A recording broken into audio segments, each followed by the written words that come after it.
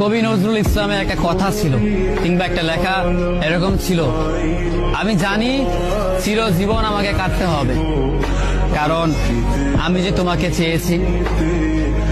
আসলেই আমি যে তাকে চেয়েছি এই জন্য আমাকে সারা জীবন কাটতে হবে, কারণ আমি তাকে কোনোদিন পাবো না, আর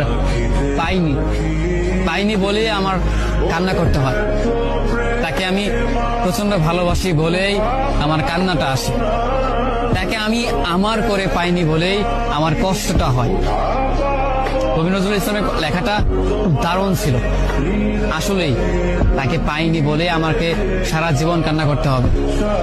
যদি সে আমার এই ভালোবাসাটা বুঝতো, আমার এই অসীম ভালোবাসাটা বুঝে আমাকে একটু বলতো যে আমি অন্যদের মতো কখনোই তোমাকে ছেড়ে যাব না, তাহলে বিশ্বাস করুন পৃথিবীতে হয়তো আমার